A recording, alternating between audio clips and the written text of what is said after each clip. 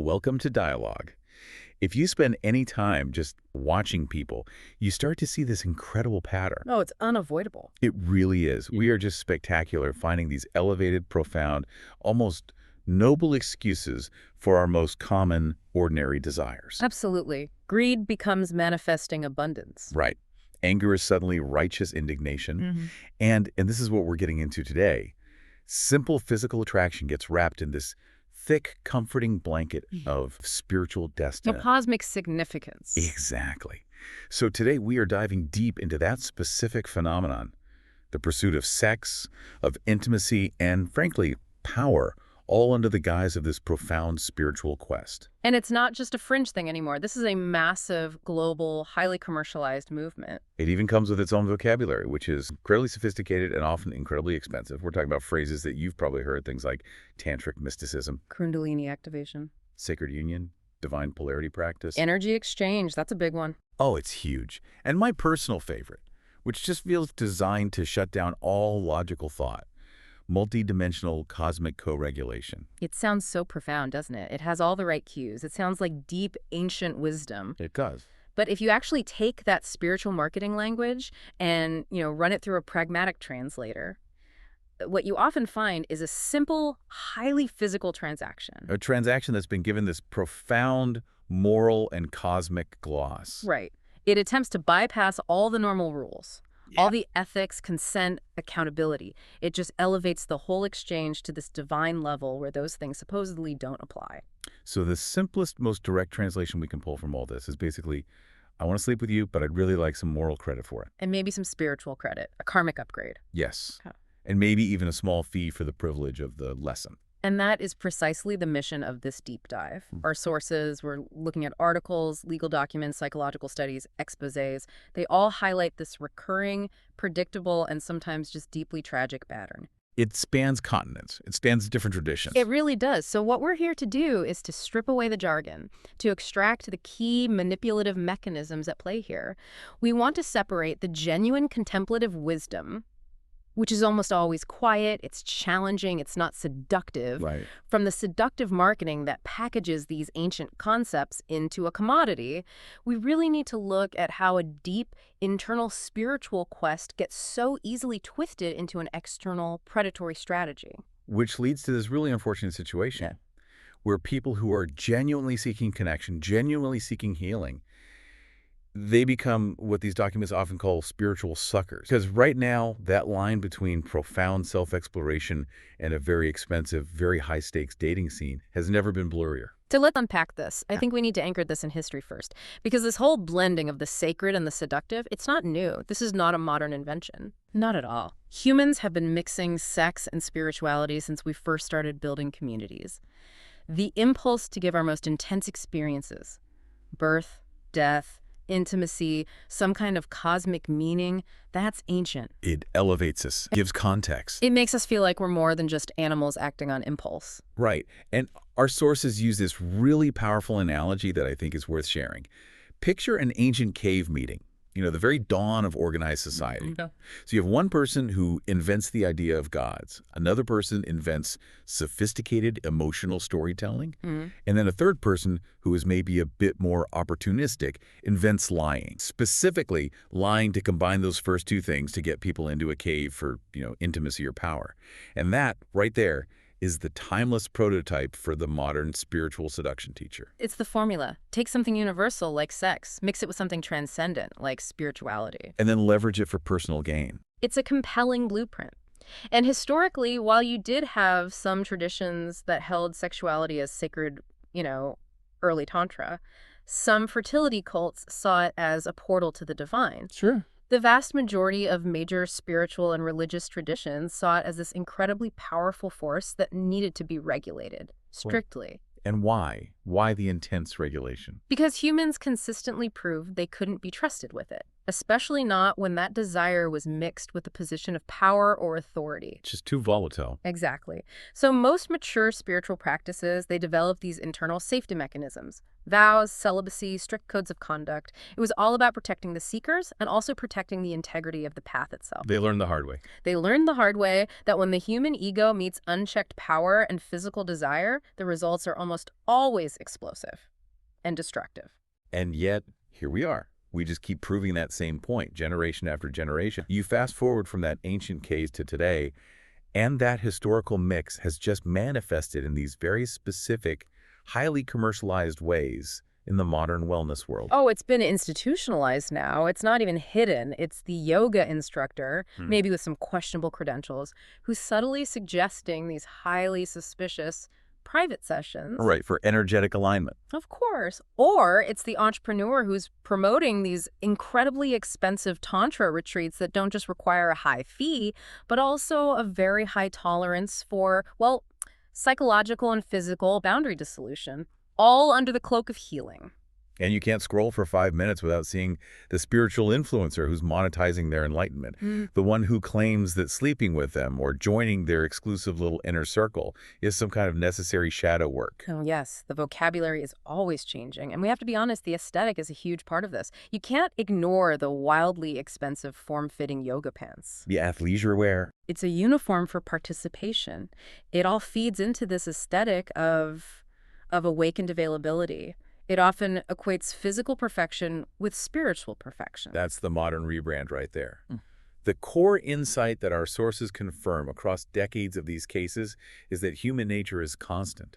The desires for power, for sex, for connection, they don't change. Not at all. What changes radically is the vocabulary we use to justify pursuing them. We've just swapped out old, complex ritual symbols for this modern, easy-to-digest jargon and a slick website.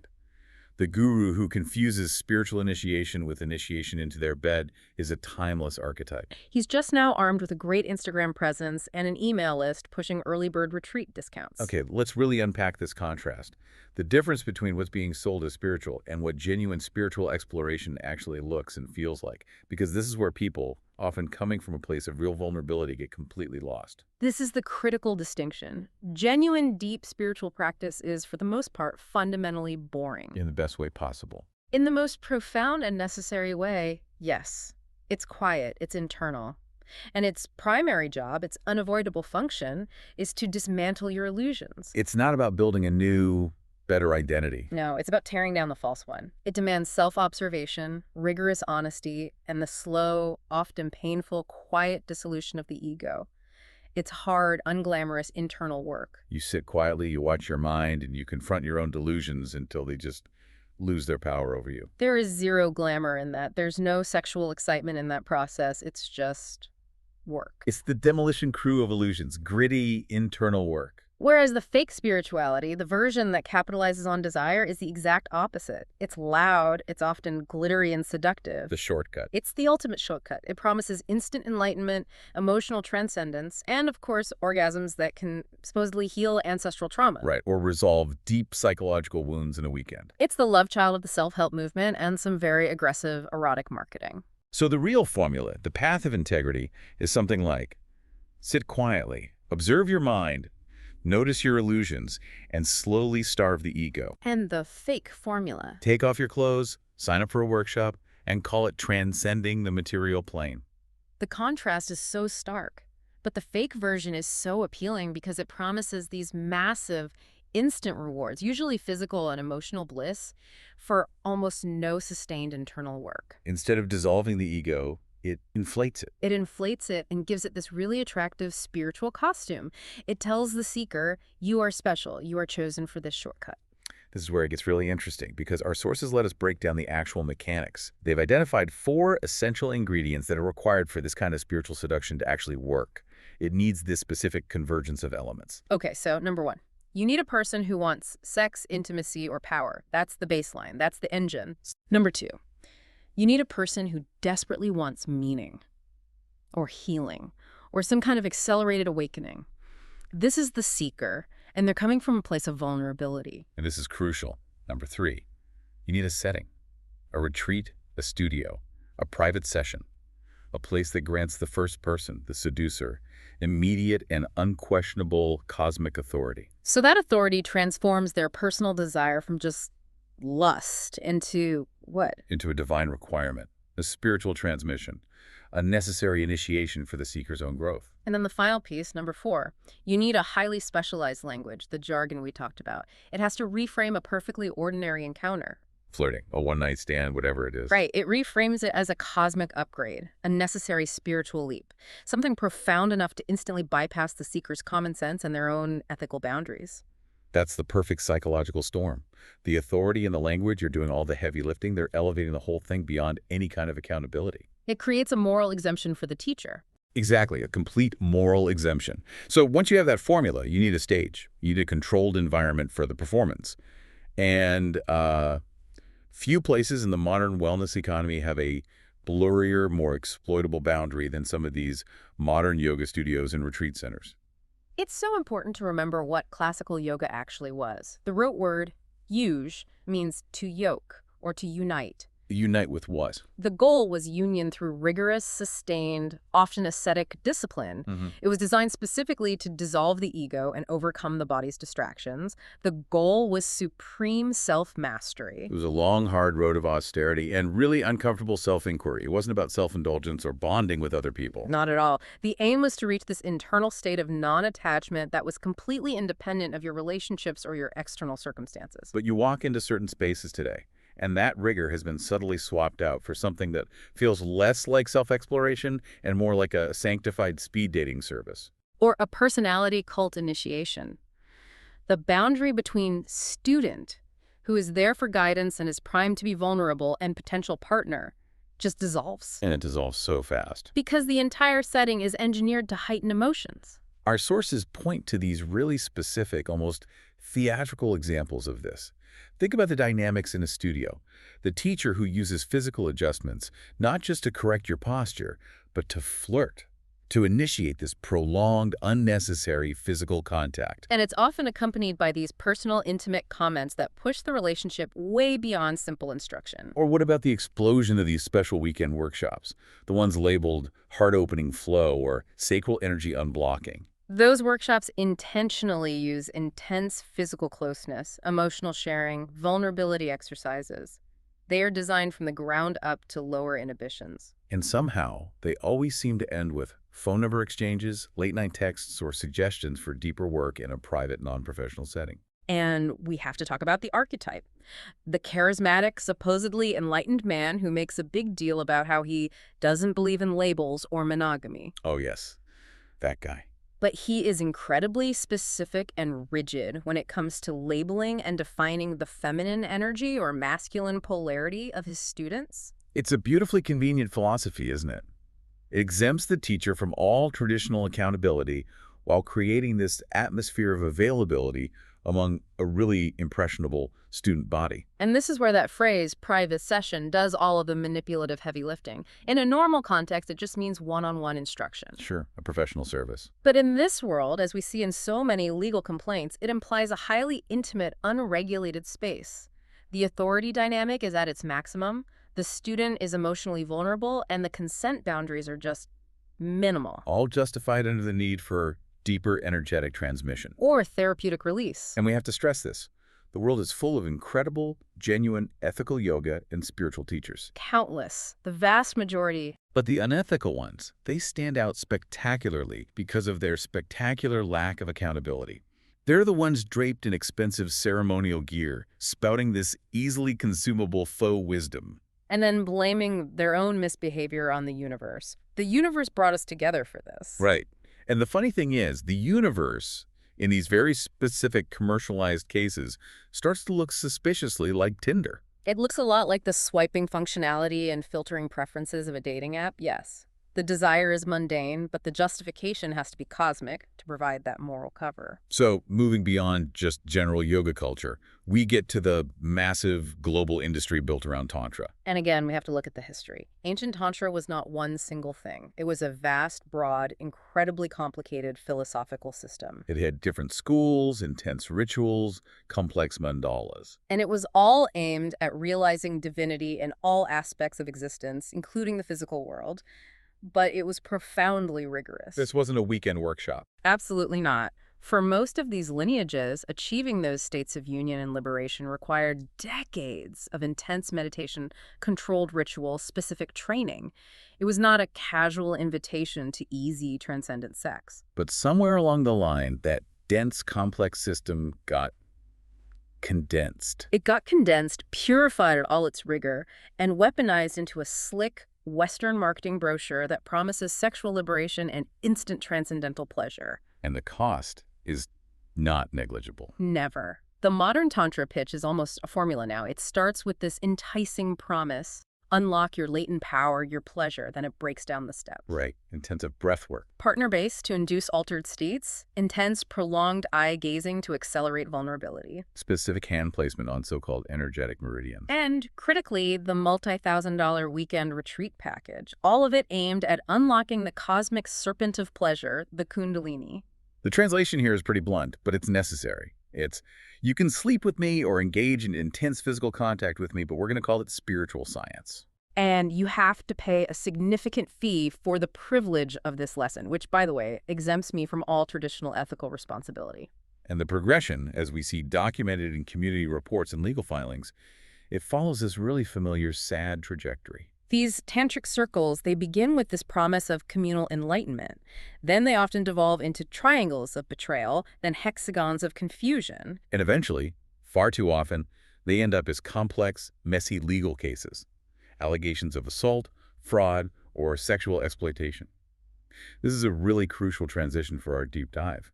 We've been talking about patterns in psychology, but these are not just philosophical ideas or community anecdotes. No, these are publicly documented legal cases. Exactly. Incidents where spiritual authority, sexuality, and manipulation collided and were then subjected to the full scrutiny of the courts.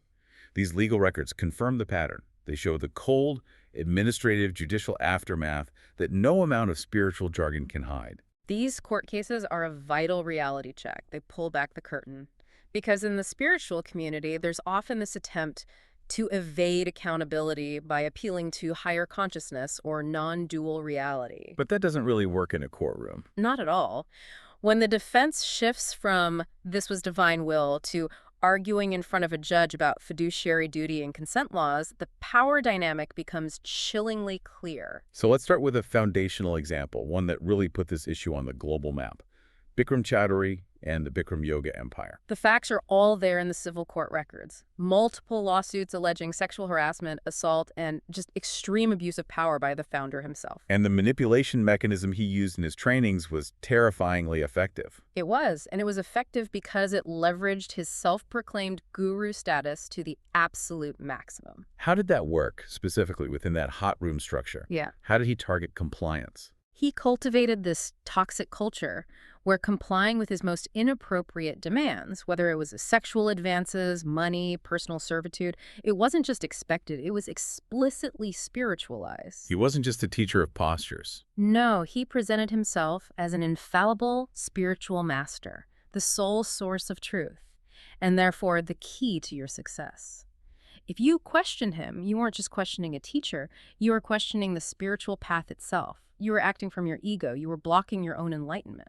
So the victim's own internal red flags, that feeling of discomfort, that recognition of inappropriate behavior, they were immediately neutralized by that spiritual defense. Exactly. The thought becomes, my discomfort must be my ego fighting against this divine initiation. Questioning his authority was framed as a sign of spiritual weakness, a lack of dedication.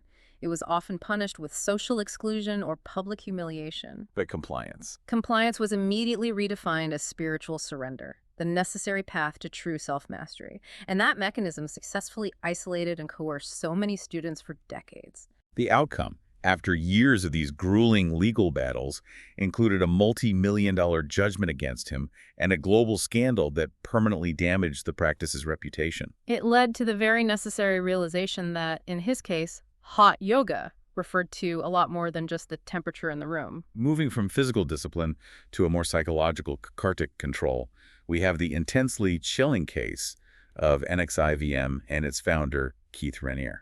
This one shows how spiritual manipulation can be engineered on an industrial, highly structured scale. And the external marketing for NXIVM was so polished. It was all self-improvement, executive coaching, spiritual growth. It positioned itself as this source of rational, emotional evolution for really smart, successful people. But prosecutors uncovered this terrifying structure nested deep inside that organization, a secret subgroup known as DOS. And this subgroup was a masterclass in psychological manipulation. It really was. The mechanism of coercion was intense. Women were groomed and coerced into sexual relationships and acts of servitude with Renier, including being branded with his initials. And it was all framed as... What? As deep emotional evolution, as conquering their fears, as a necessary spiritual advancement to reach a higher state of consciousness. The manipulation was institutionalized with a system of collateral damaging personal information, nude photos that was used as blackmail if anyone tried to leave. The promise was always, these acts aren't sexual, they're necessary for your growth. But the outcome was starkly, criminally mundane. The law recognized the actions for what they were: criminal exploitation, sex trafficking, racketeering, and abuse. And Renier is now serving a 120-year prison sentence. It's a brutal but necessary illustration that no amount of elevated spiritual jargon can shield criminal behavior when you're faced with a determined prosecution and a jury that is focused on facts, not philosophy. And we also see this pattern in cases with high-profile, seemingly less extreme figures, like John Friend, the founder of the Anusar yoga system. Friend's scandal involved allegations of multiple sexual relationships with students and colleagues, and critically, the misuse of his deeply respected spiritual authority to maintain silence and control. When the allegations went public, his global organization just collapsed. It collapsed with incredible speed, and what's particularly insightful about his case is the defense he tried to use at first. Which was a spiritual defense. It was entirely spiritualized. He positioned his actions within a framework of liberation, of non-attachment. He suggested he was just a highly evolved teacher transcending outdated moral codes. He was teaching non-dualism, which in his interpretation meant non-accountability. Exactly. But the fallout was immediate, and it was legal and administrative. Those expensive enlightenment retreats were quickly canceled and had to become damage control retreats. It just showed that even when your authority is built on beautiful, heart-opening concepts, the reality of running a worldwide organization demands you follow basic ethical and legal standards. So if we look across the spectrum, the Saivite temple controversies, these global cases with Tantra coaches in Europe and the U.S., the sources reveal this shockingly consistent pattern. It transcends any single country or practice. The cycle is identical. It's depressingly cyclical. A teacher establishes profound spiritual authority. Promises personalized, accelerated healing. Demands the removal of clothing or emotional boundaries as a necessary part of this transmission. And it invariably ends with trauma, financial fraud, and often police involvement. And the consistent defense, the ultimate spiritual shield used in all these documented incidents. It's the ultimate evasion, isn't it? It is. God wants this. Or the divine masculine-feminine principle requires this for your growth. But the sources point out the painful reality. No, the individual teacher wanted this. They just used God as a very convenient, silent accomplice who doesn't have a PR team or a defense attorney. It's the ultimate lesson in self-preservation, really. Anytime someone, regardless of their lineage or how many mala beads they're wearing, claims they can physically activate your kundalini in a private room with mood lighting. You should probably activate your common sense. And maybe find the nearest, most clearly marked exit sign. Let's delve deeper into the secret weapon here, which is the language. Mystical jargon. It functions not as a tool for clarity, but as this highly sophisticated smokescreen for motives that are actually, entirely base, entirely self-serving. The language is designed to stop intellectual inquiry. It really is. If you hear someone use these dense, technical, spiritual terms from some exotic tradition, you're instinctively less likely to question them. You just assume they have superior knowledge, that they're operating on a higher plane that you don't understand yet. It creates immediate asymmetrical power. Instantly. So we need to provide a translation key for listener, a kind of cheat sheet for this verbal game. A decoder. Yes. Let's run through some specific examples. These are pulled from case reports and internal memos from some of these groups. So instead of the seductor just saying, I find you attractive and I want sex. What does the seeker hear instead? They hear something like, I feel a deep, undeniable karmic resonance with your sacral energy, which is calling for union. Okay. Or instead of just admitting, I'm lonely and I want validation, they elevate it. They elevate it to cosmic significance. Our souls contracted to meet in this specific incarnation for a profound purpose that involves our mutual awakening. And the simple act of hitting on someone, that's never enough. It's never enough because it requires honesty. Instead, the interaction has to be spiritualized. I sense your third eye responding profoundly to my presence. We must explore this undeniable energetic connection. The genius of this language is that it completely confuses the target. It makes them believe something fated or karmic is happening. And it totally masks this very common, mundane phenomenon of simple physical desire that should just be handled with honesty and clear consent. It creates this dense fog of false meaning. So the only real difference between this and a barroom flirtation is the vocabulary. And as we said, the potentially astronomical price tag for the mentorship. It's this constant, elaborate attempt to blame the entire universe, the planetary alignments, for things it had absolutely no involvement in. Right. The Milky Way is innocent in your decision to cross professional boundaries. It's completely innocent. Which brings us to the most critical psychological question. Why do people fall for this? And we're talking about intelligent, self-aware people. It's so tempting to just label the victims as naive or foolish. But that completely misses the point. It ignores the depth of the human need that's being exploited here. They aren't foolish, they're human. They are profoundly human. They are searching for something deep and meaningful and true. They crave meaning, connection, and most of all, they crave healing from past trauma. And those are the hardest cravings for the modern world to satisfy. So the spiritual seductor just blends those needs together. They blend the most sacred human needs, meaning, connection, healing, with the potent biological desire for intimacy. And when those two forces merge, the seeker really struggles to tell where genuine, compassionate guidance ends and where manipulative exploitation begins. So let's detail that psychological formula. Yeah. It starts with vulnerability, right? That's the entry point. Yes. Step 1. The seeker arrives feeling lost, wounded, searching. Step 2. The guru or teacher immediately offers clarity and purpose. They quickly become the primary external source of meaning in the seeker's life. Step 3. The boundaries dissolve. They dissolve instantly because the relationship is framed as sacred, as cosmic, so it's exempt from all the ordinary rules of a professional relationship. And then the final step, which is the predator's ultimate move, the transformation of the act itself. Right. Sexual contact or any boundary violation is redefined. It's recontextualized. It's not a physical expression of desire. It's healing. It's purification. It's a mandatory spiritual transmission or a necessary initiation. Which is why we see in so many of these cases, victims say the same thing. It didn't feel sexual at first. It felt spiritual.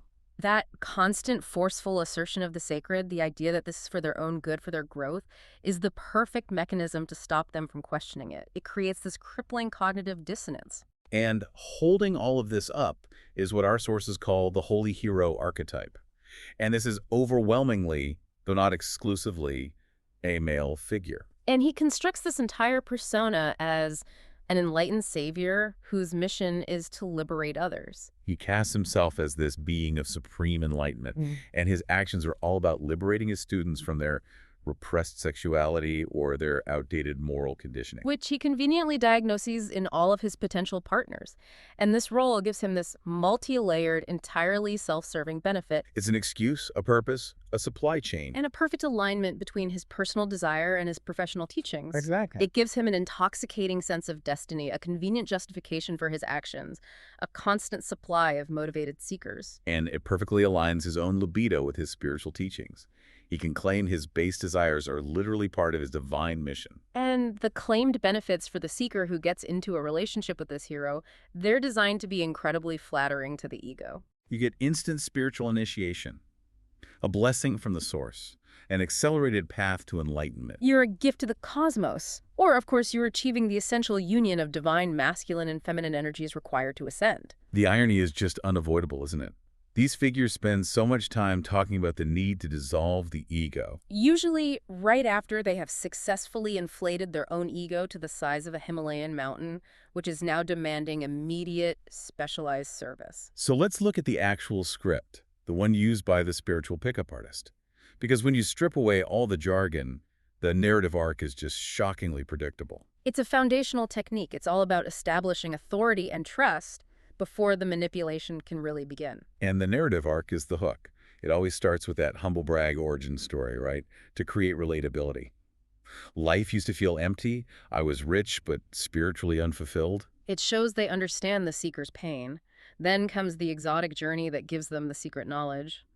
I wandered the world, seeking truth, rejecting the material world. followed by the key moment of external validation that grants them cosmic authority.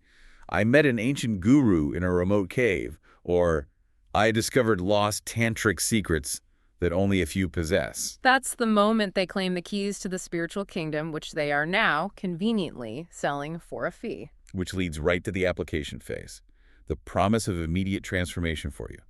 Because of my struggle, I can now help you bypass all the hard work, open your heart, achieve abundance. And then in this sudden jarring shift back to the physical plane, the inevitable conclusion, and also this requires a private energy exchange, and my apartment is only 10 minutes away from the workshop. The pattern is so precise it's like clockwork. Once you see the steps, you can't unsee them. And where do these narratives reach peak efficiency? In the retreat environment. Retreats have become these hyper-controlled environments, essentially sanctified speed dating designed to accelerate intimacy and lower all defenses. The entire environment is engineered for it.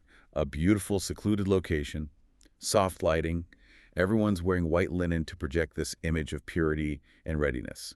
And the charismatic leader immediately targets deep-seated pain points. Shame, repression, feeling like you're not enough. And the sequence of events is almost always identical. It starts with intensive breath work, which hyperoxygenates the system, induces an altered state, dissolves inhibitions. Then it moves to partner exercises requiring forced vulnerability and intense physical proximity. That escalates quickly to increasing levels of intimate touch and emotional sharing, which for many people is the fast track to what gets labeled accidental enlightenment or shame release.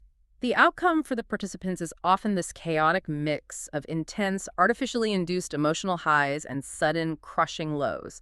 They leave either blissed out and convinced of the guru's power, or deeply confused, traumatized, or newly single because their spiritual growth demanded a relational sacrifice. or sometimes all four at once, which leads to this profound internal confusion about what actually just happened. To fight that confusion, we have to finalize our quick-fire translation guide.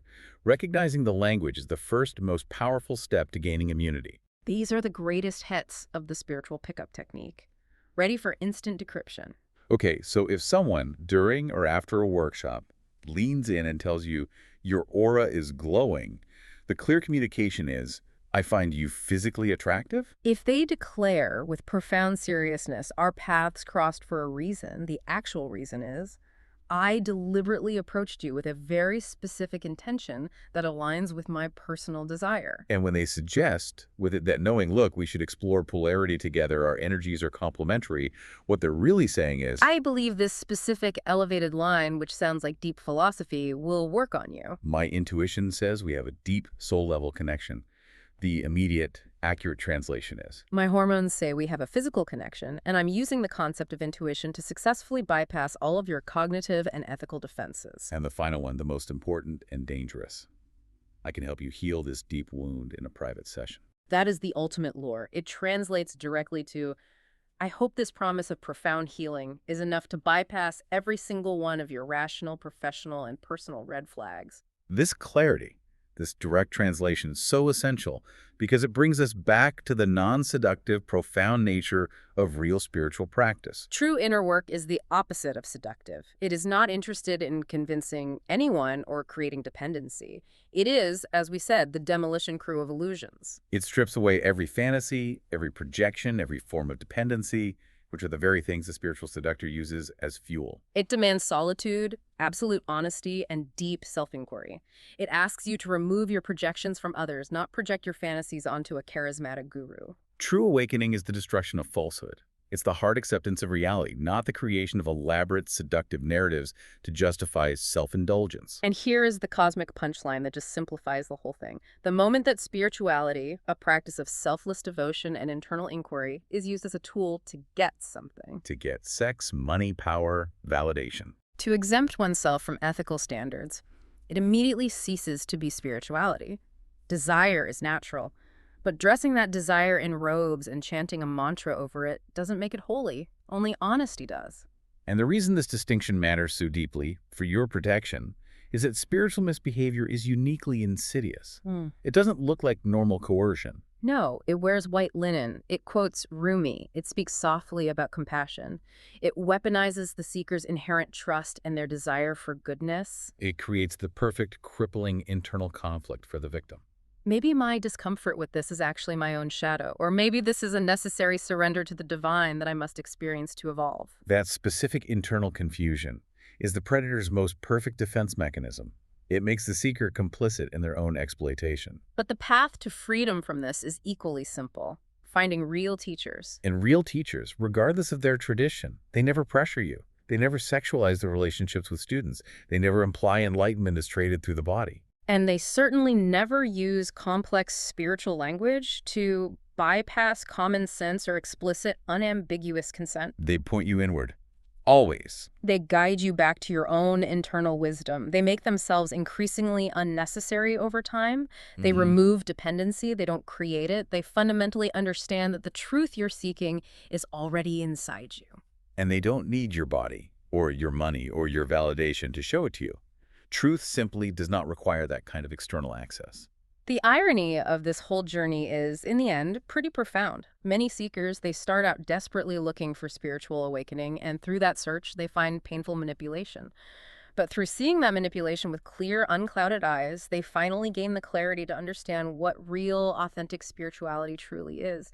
And that realization, that clarity, it's uncomfortable, it's not glamorous, it's not seductive. And it is never, ever a sales pitch. The final immunity phrase, the core realization that stops the spiritual seductor cold, is that quiet, immovable moment when you realize, nobody outside me can fix me. Nobody outside me can awaken me. Nobody outside me can save me. And once you realize that simple truth, the search for an external savior, a holy hero, a cosmic co-regulator, it's just over. It's fundamentally over. If enlightenment were genuinely found in someone else's bed, humanity would have achieved nirvana centuries ago.